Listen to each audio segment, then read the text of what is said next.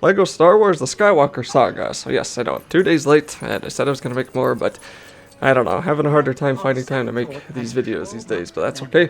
We're going to have more coming. I should be able to get the rest of the movie up in the next few days, and then I still have 6 more movies to do, but that's fine. So this is the final movie, The Return of the Jedi, I think.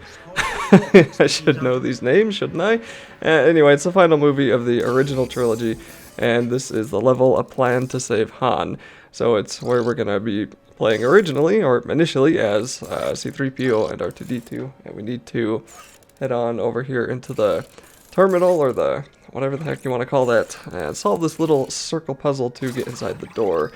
And this level, I remember, was also pretty fun in the original LEGO Star Wars games, but it kind of felt they got sort of close in this one. So at the end of the level, we have to fight the Rancor, and right now we have to play as the spy. I guess this is a spy, the bounty hunter in disguise, who is of course actually Leia. And then here's something that reminds me of a quest from old school RuneScape. We have to just jump over a bunch of those spike traps that don't really do anything. You just jump in the edges, and there you're done. You're over them.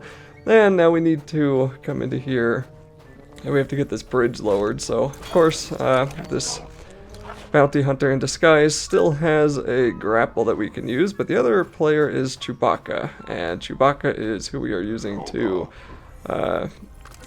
bring in as a bounty, of course, so he doesn't really have any grapple ability, and I don't think he normally did anyway. So we can use the bounty hunter's gun to destroy the golden block, and I think that's the first time we've destroyed any golden bricks. So that's pretty similar to the first time they introduced them, where you just shoot the golden bricks a bunch of times until they blow up. And you of course need certain weapons to do that, fast firing weapons that can do that. And I think the first time the golden weapons showed up was in LEGO Star Wars 3?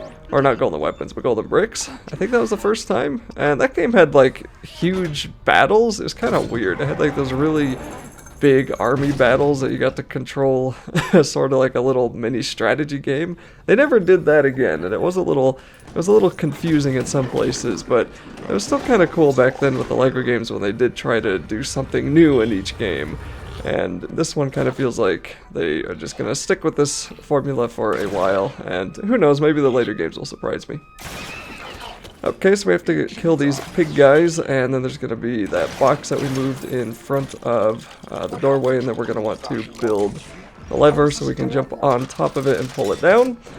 And something that I'm going to briefly mention is actually going to be the buttons. So I'm not playing co-op anymore, I'm playing all on my own.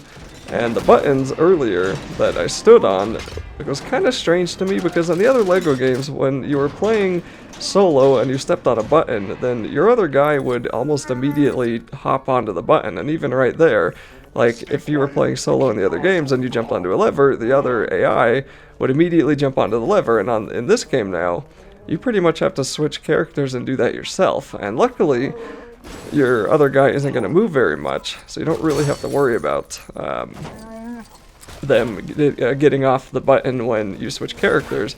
But it also means that your other guy doesn't really move very much, and that becomes a problem later on when you're going to be pretty far ahead in the level of your other character, and then you switch to them because you need them, and then they're all the way back at the beginning of the level. And they really don't do a super good job of following you. I mean, they keep up for the most part if it's like flat ground and there's not a whole lot of level changes that you have to deal with. They do keep up for the most part, but a lot of the time when you start climbing up ladders and things like that, they just stay down at the bottom and you have to end up doing it twice. So anyway, we finished the part with Chewbacca and the bounty hunter, so now we need to play as this weird tentacle head guy and Luke, of course. So we're going to need to make more buttons here, and that time they did step on it right away, so it does seem like if your other character's close enough, he'll step on it on his own. Oh wait, no, what am I saying? I'm playing co-op right now. That was my brother who did that. Okay, never mind. I played the first part of the level solo, now the rest of this is probably going to be co-op. So anyway, yeah, that's my complaint about the AI. It really feels like this game is not super well made for co-op, and it's not super well made for single player. And it's just kind of weird. Hopefully they kind of return to the original style a little bit, you know, in the future games. But yeah, for this one it did feel a little bit less involved for those two things than the previous ones did. Anyway, we need to reach the throne room, and there's going to be like a trash droid we can jump on, or a gonk droid or something like that. And there's going to be a bunch of those droids actually that we're going to be seeing from now on. So when we jump onto it and drag it over into the button, it's going to power up the door for us. And then we can run inside, and we're getting closer to Jabba, but we're not actually going to be fighting him at all in this video, obviously. And there's going to be more force powers, which at least it makes sense now that Luke can use them, because he's actually learned them by now. And then we can, you know, destroy some stuff in the hallways if you so desire. You don't really get a whole lot out of it, but otherwise we're just going to run on down the hallway, and now we're going to be fighting the Rancor. And there was, of course, a cutscene where we get sent down from the trapdoor, and now we have to deal with him. So he's just a boss fight, pretty much like any other. He will dash forward and get stunned, and then have a huge big AoE that you can dodge or not dodge, kind of up to you. And it looks like I have a bone for a weapon as Luke. I don't remember that in the movie. Did he lose his lightsaber at this part in the movie? Maybe I should watch these movies again. And other than that, we also get to use the pig. Player 2 is actually going to be a little bit useful this time, which is pretty unusual so far when it comes to these boss fights. And the only strategy to this guy is just to keep wailing away at him until he dies. And eventually he might pick you up, he might swing around, and if he does do that, then you can just stick a bone in his mouth. Okay, you know what? I do remember that from the movie now.